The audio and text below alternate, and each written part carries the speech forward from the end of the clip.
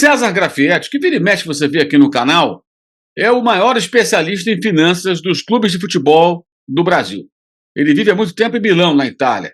Acompanha esse mercado do futebol e dos números, da grana que rola no futebol, no mundo inteiro, com uma atenção especial para o futebol brasileiro. Anualmente, ele faz um relatório detalhadíssimo da situação do futebol como mercado e também dos clubes mais importantes.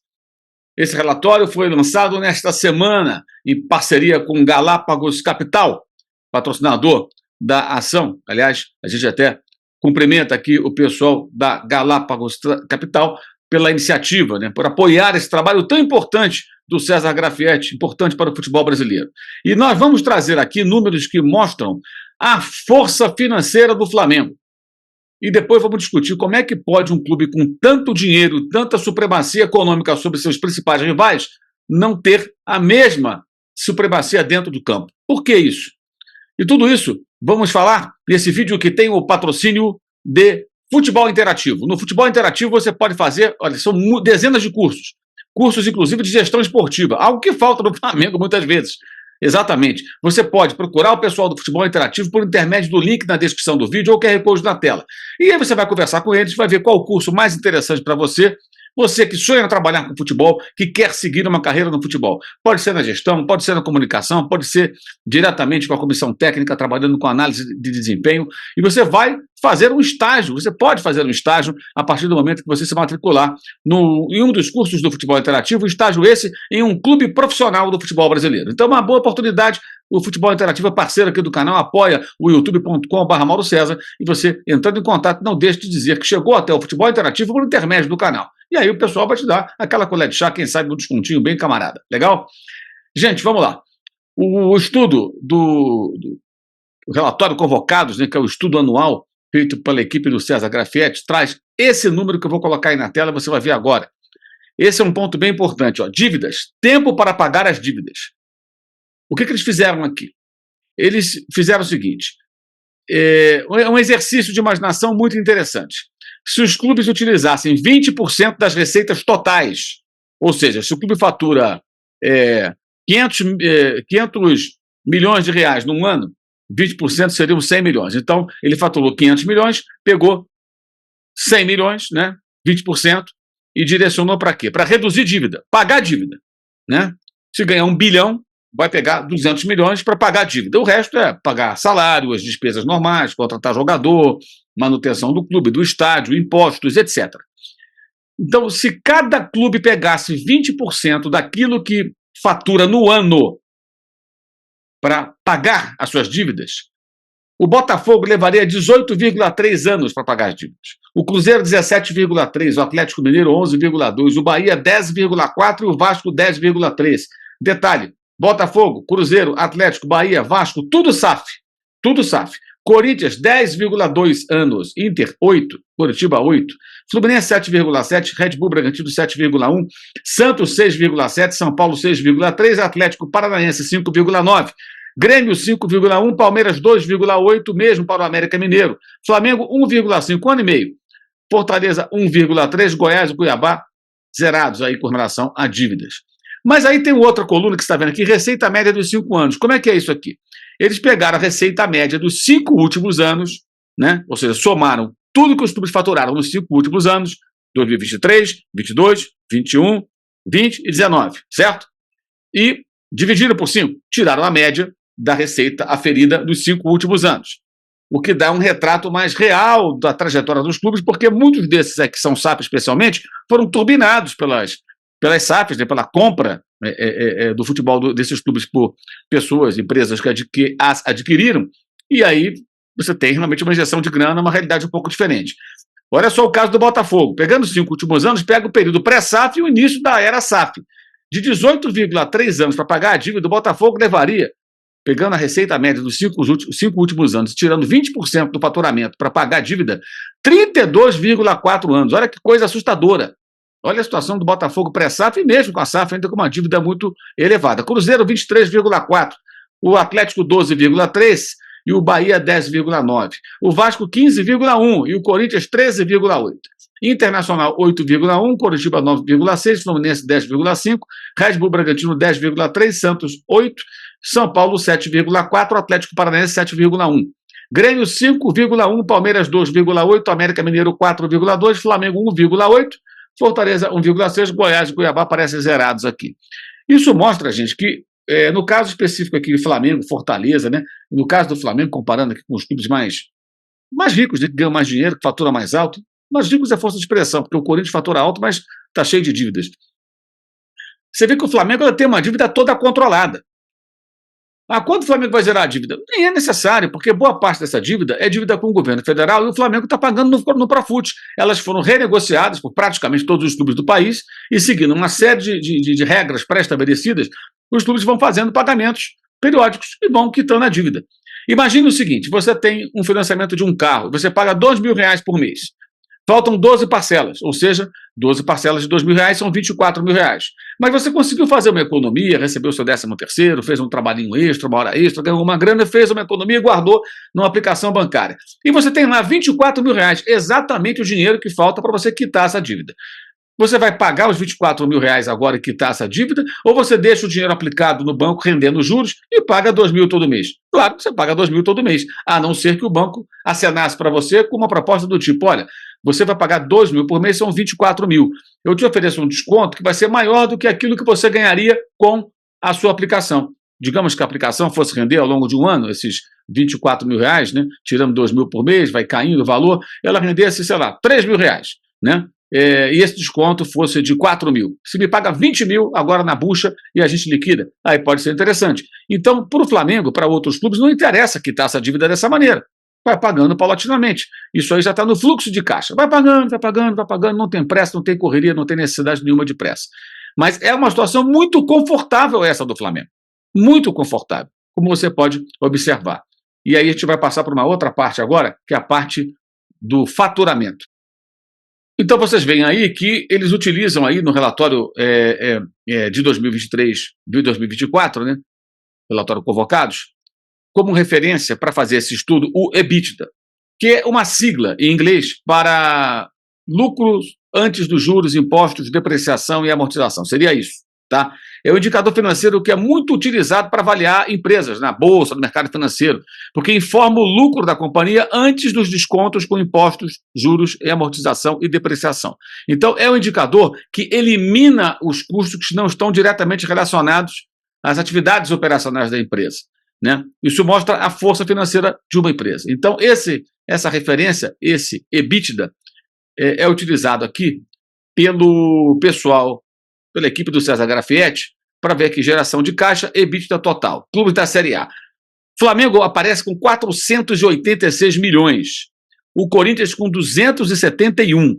O Palmeiras 228, o Red Bull Bragantino, e aí é bem turbinado, porque o Red Bull Bragantino não é um clube que gera tanta receita, é que ele tem ali o suporte de uma multinacional que adquiriu o futebol do clube. 184. O Atlético Paranaense 159, o Grêmio 101. São Paulo 93, o Santos 42, o Internacional 41. O Vasco 28, Cuiabá 23, Cruzeiro 20, América Mineiro 8, Goiás 1. Fortaleza negativo em 4, Atlético Mineiro 10, Fluminense 13, Bahia 20, Coritiba 48, Botafogo 122, tá? E aí aqui essa observação à sua direita que você vê aqui, que é muito importante, ó. 2 destaques claros, Flamengo e Botafogo, tá aqui no relatório. No lado do Flamengo, o valor que sobrou após os custos e despesas foi maior que a receita de grande parte dos clubes, ou seja, o Flamengo faturou, tem custos, despesas, aí sobra 486 milhões, certo? O Flamengo faturou 1.200 e pouco. Ou seja, o Flamengo, no seu EBITDA, ele consegue ter um número maior do que todo o faturamento de 15 dos outros 19 times da Série A. Só Corinthians, Palmeiras, São Paulo e Bragantino tiveram receitas superiores ao EBITDA do Flamengo. Sendo que o Bragantino, como a gente já falou, é um caso bem especial. Se fosse o Bragantino sem a multinacional Red Bull, que é dona do clube, obviamente não teria esse faturamento. Nunca teve na vida. Já o Botafogo, diz o relatório, apresentou um número bastante negativo e a cobertura desse buraco vem de 2 fontes, apostos de capital, né, ou dívida, no caso, capital do dono, John Textor. Veremos mais adiante qual o caminho que a SAF utilizou, né? Sozinho, os números dizem pouco. Seguiremos analisando comparativamente as dívidas, eles acrescentam aqui nesse número que é muito importante. É impressionante aqui a força financeira do Flamengo, gente.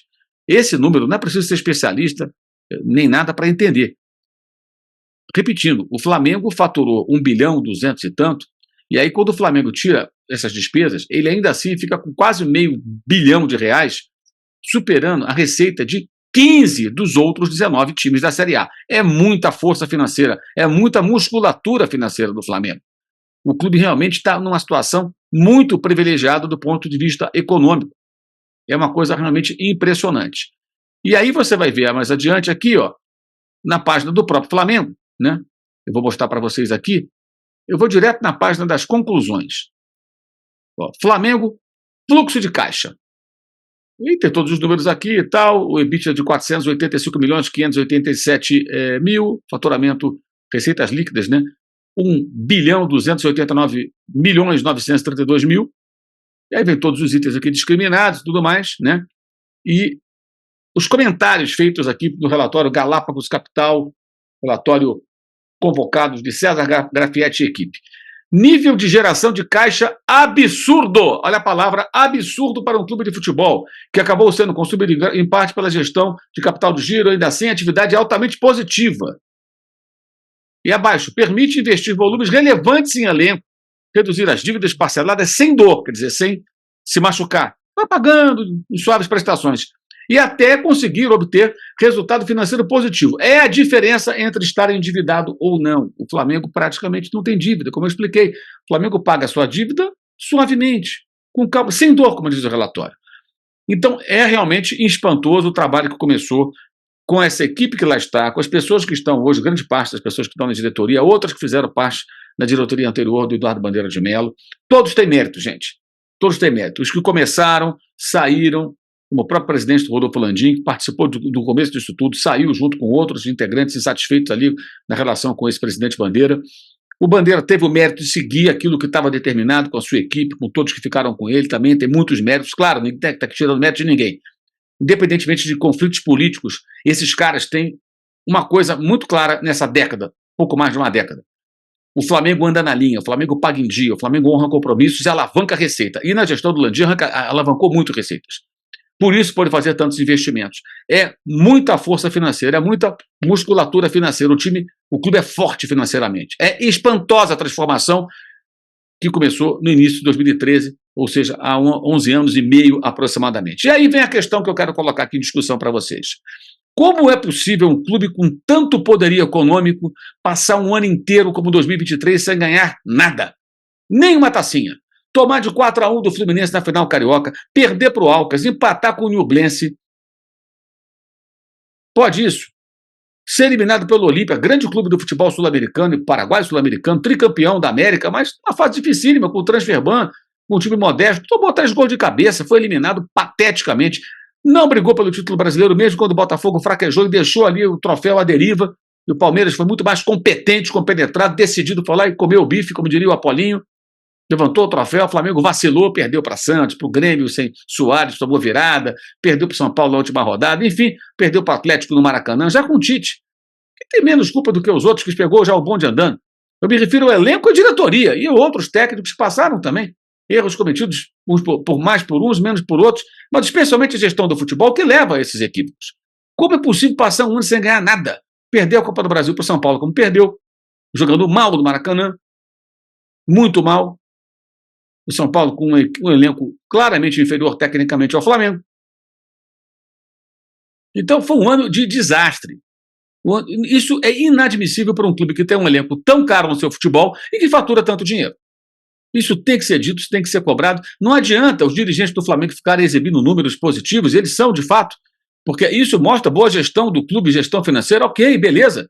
Podemos contestar um ponto ou outro? Sim, sempre há o que contestar. Mas a gestão do futebol não pode ser tão atrapalhada e tão confusa, incompetente mesmo em vários momentos, a ponto de levar o clube a passar uma temporada sem ganhar rigorosamente nada, como foi o ano passado. E no outro ano também com tentativa e erro, trocando de técnicos aos trancos e barrancos e tudo mais. Esse é um ponto muito importante. O Flamengo tem eleições no final do ano e é preciso que aquele que assumir a presidência a partir de janeiro do ano que vem realmente coloque uma mentalidade. Não é uma questão de ser profissional, que o Flamengo tem um departamento de futebol profissional, tirando o vice-presidente, o Marcos Braz, que não é profissional, todo mundo é profissional, mas tem que ter profissionais capacitados, é uma mentalidade profissional. Menos paternalismo, mais cobrança profissional, com ótima remuneração, com premiação àqueles que merecem, mas muita cobrança. Não tem cabimento um clube faturar tanto, algo inimaginável há algum tempo, que nenhum clube da América do Sul consegue sequer chegar perto, e dentro de campo não conseguir reproduzir essa supremacia que você vê nos relatórios, como esse excelente trabalho da equipe do César Grafietti. Esse vídeo tem um patrocínio do Futebol Interativo. Se você quer trabalhar com futebol, sonha trabalhar com futebol, entre em contato com os amigos do Futebol Interativo no link que está na descrição do vídeo ou o QR Code que está na tela, ok? Muito bem, gente, teremos uma live nesse domingo, depois de Atlético Paranaense e Flamengo. Terminou o jogo, tem live aqui no canal, conto com a audiência de vocês, evidentemente. Então, estaremos aguardando a sua presença na live desse domingo, depois do Atlético e Flamengo pelo Campeonato Brasileiro. O jogo será em Curitiba. E eu quero convidar você a participar do Clube de Vantagens da S1 Live. Clube de Vantagens da S1 Live. Concorra a bolões e sorteios de camisas oficiais por apenas R$ 9,90 por mês. Participando do Clube de Vantagens da S1 Live, você concorre a uma camisa oficial, pode participar do bolão, tem várias vantagens, por isso é Clube de Vantagens. O sorteio acontece às segundas-feiras, ao final do programa na área, do qual participa às segundas e quintas, às 11 da manhã. Apresentação de Alain Bimadi, às segundas tem o André Rocha, às quintas tem o Léo Andrade, e no finalzinho do programa de segunda, sempre um sorteio de uma camisa oficial do Clube da Seleção, que o contemplado, integrante do Clube de Vantagens da S1 Live, escolher. E você pode e deve, claro, se inscrever no canal no YouTube S1 Live, ok? Também quero destacar aqui mais uma vez os links na descrição do vídeo para o canal de cortes, Clube de Membros, curso online de jornalismo esportivo, blog do Mauro César no All Esporte e Use 360, que traz os produtos promocionais do canal. Aproveite a promoção que está na tela e use o cupom Mauro. Você pode conseguir um descontinho bem legal. Saudações!